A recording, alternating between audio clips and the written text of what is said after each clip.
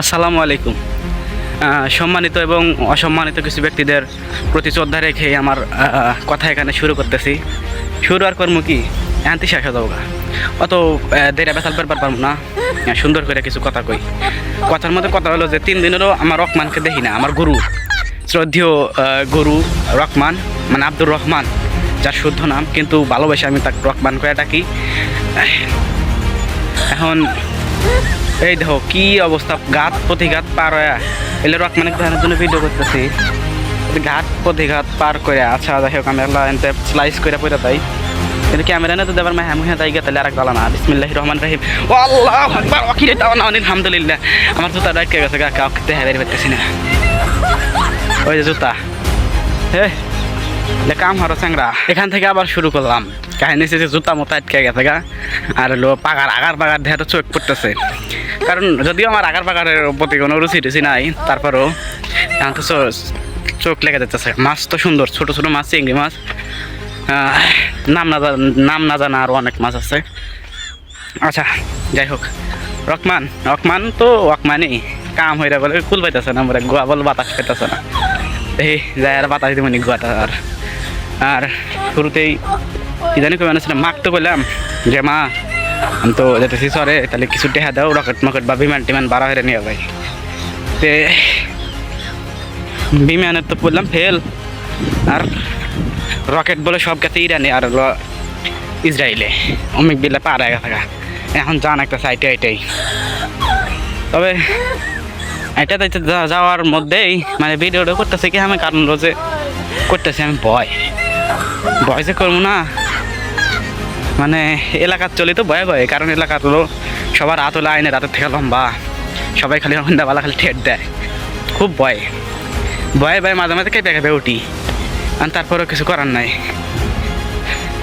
আয়না ছিলাম হলো স্যার আমাদের, তারপরেও মা খোয়া দিল যখন গাটা ফুদে চলবি। আচ্ছা আপনারা কনসেন গাটা ফুদে মুখে বাইরা গাটা ফু দিলাম। বিসমিল্লাহির রহমানির রহিম। আপনারা আল্লাহ হেল্প করে সহযোগিতা। আচ্ছা সাহায্যের যে কথা যেহেতু উঠলই, তাহলে একটা কথাই কই। তাহলে মানে আমার এক হাতে তো ফোন দেখতে পেয়েছেন, আর এক হাতে হলো তেলের ঢোপ, আবার কিছু মনে করেন না, তেলের ঢোপ। তো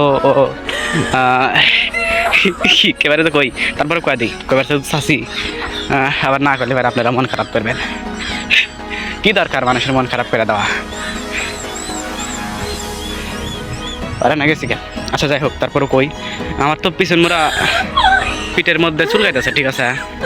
এখন মেলা লোকের হাত তো আইনের হাতের থেকে লম্বা বা বিশাল বড় হাত, ওই হাত দিয়ে যদি আমার পিঠটা চুলকে দিলেনি খুবই উপকৃত হইতাম। আর হলো রোজা রমজানের দিন বলে তো দোয়া করলাম নি, একবারে পেট বইরা দোয়া করলাম নি, আল্লাহ একবারে ডিজাইন ডাইলা সব। আসলে আমার ডাইন পাশে একটু জঙ্গল টাইপের, মানে ভয় ঠেকতেছে। তারপর পুরুষ মানুষের কিসের ভয়, বউ বাদে। রকমানের উদ্দেশ্যে আস্তে আস্তে আমরা এখন আসলাম হলো পারস্য উপদ্বীপের একটা পাহাড়। এই পাহাড়ের নাম যতও জানি না, তো এই পাহাড়টা উঠতে খুবই কষ্ট হইতেছে, রোজাদার মানুষ আমি। বিসমিল্লাহ আল্লাহর নাম করে শুরু করলাম। এখন আমি সম্মানিত সুধী আর অসম্মানিত নালায়েক শোনো, আসছিলাম হলো রকমানের খোঁজে, কিন্তু এই যে এতক্ষণ ছিলাম হলো সাহারা মরুভূমির মধ্যে, কিন্তু এখন আসলাম হলো কি বন ও জঙ্গল, যেখানে ভয়ঙ্কর প্রাণীরা থাকে। সুতরাং আমি যদিও ভয় পাই না, কারণ পুরুষ মানুষ কোনো কিছুতে ভয় পায় না, শুধু বউ বাদে। যাই হোক, পাকার পোকার দেহা তো ভয় ঠেকতেছে ঠিক দুপুরবেলা। যাক আল্লাহ ভরসা। এই ভুট্টার মধ্যে কেরো, হ্যাঁ ভুট্টার মধ্যে কেরো দেখছি কলে। যাই হোক, চমৎকার সুন্দর ফুল, মানে এই ফুলগুলো দেখাই একটু ব্রেক দিলাম। যদিও একটা প্রত্যন্ত অঞ্চলের একটা ব্লগ ভিডিও করতেছি, এর মধ্যেই মানে এই যে সামনে ভুট্টার বই, আশেপাশে ভুট্টার বই, মানে সামনে একটু ছোট্ট একটা আইলার গাঠা। এই গাঠাতে যাওয়ার সময় এই কালো জিরা ফুল দেখে একটু প্রভাবিত করলো মনটা, ঠিক আছে। যদিও ফুলের মতোই সুন্দর সে, ফুলের স্নিগ্ধতা ছড়াইতেছে। বসন্ত আইছে তো একটু মনের ভিতরে উকি দিতেছে। যদিও রমজান মাস, তবে ফুলের মতোই সুন্দর সে। সম্মানিত সুধী, আমাদের গন্তব্য এখনও শেষ হতে যাচ্ছে না। শেষ হবো কেমনে, কেবল একটা রেস্ট নিলাম। যাই হোক, আমাদের উদ্দেশ্য এবং গন্তব্য কিন্তু রহমান, মানে আমার গুরু। আচ্ছা যাই হোক, তো পথকে আমি জিজ্ঞাসা করলাম, হে পথ, তুমি কেন ফুরাচ্ছ না? পথ আমাকে বলল যে ভিডিওটা আর একটু লম্বা হোক। কানাকানি কইতেছে পথ। তবে পথের কথাই শুনলাম, কেন তুমি জিতলে জিতে যা। আচ্ছা যাই হোক, তার থেকে আমার অনেক পরামর্শ, সলা পরামর্শের দরকার। স্কুল কলেজও খোলা নাই। রহমান একটা জুতা কিনে দিয়েছে আমাকে। সে বলেছিল যে মেয়েদের পিছিয়ে ঘুরে ঘুরে জুতারও ক্ষয় করতে হবে, কিন্তু এই ক্ষয় করলেই নাকি মেয়েদের মন জয় করতে পারবো। কিন্তু জুতা ক্ষয় করতে পারলাম না এবং জয়ও করতে পারলাম না কারো মন। এখন এই মন টন চুরি করার কোনো পরিকল্পনা পাই কিনা, যদি রহমানের থেকে কোনো টিপস এবং পরামর্শ পাওয়া থাকে তাহলে আপনাদের সাথে শেয়ার করব এবং আপনারাও চালা যায়। ঠিক আছে, আল্লাহ হাফেজ। এখন যা কথা হবে রহমানের সাথে, পিছনের কিছু লোকালয়ের সাথে কথাবার্তা হলো, মানে এরাও খুব ভালো, মানে বাতান বাড়ি করতেছে, সরল মন মানসিকতা নিয়েই চলাফেরা। কিন্তু আমার তো তেলের ডোভের মতন তেল থাকেই কিনা, আব্বা কি মারাই নাকি, মানে গুতাতেই তো তেল মারবান ফাইলাল দিছি বেলাখানি ভিডিও করার তালে তালে। যাই হোক, প্রত্যেকটা ভিডিও তার নিব। এই যে আমি মাঝে মাঝে ভিডিও করি, এগুলো শুধুমাত্র আমার নিজেরই বিনোদনের জন্য। আমরা এখন এই সাহারা মরুভূমি থেকে খানিকটা দূরে বলতে ভিতরে, কিন্তু শেষ প্রান্তে এসেছি। আর রহমানের খুব কাছাকাছি। রহমানে ফোন দিলাম, ওই গুরু মানুষ তো ফোন টোন ধরলো না, আর লাগে আসবার করলাম নি হেলিকপ্টার নিয়ে, কিন্তু হেলিকপ্টার তেল শেষ, তেল নিয়ে যেতেছি। আচ্ছা যাই হোক, এখন মনের মধ্যে একটু ভালো লাগতেছে, কারণ হলো যে ভিডিও শুরু করছিলাম হলো কয়টা বাজে, তখন মনে হয় বাজে, দাঁড়াও টাইমটাকে ম্যানেজ করে, তখন এখনও তাও 1.5 ঘন্টা আগে থেকে শুরু করছি।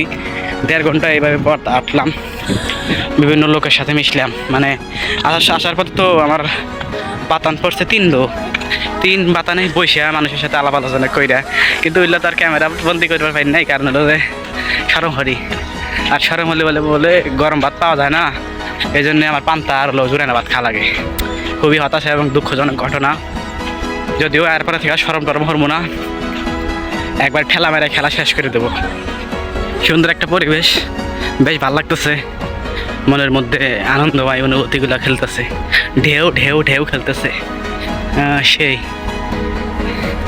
এখন দিব রহমানের ডাক। রহমান পরে খালি গাছ তোলে, গোয়া বললে বাতাস পায় না। যাক, বেশ ভালো লাগতেছে, দারুণ পরিবেশ, বাতাসও আছে।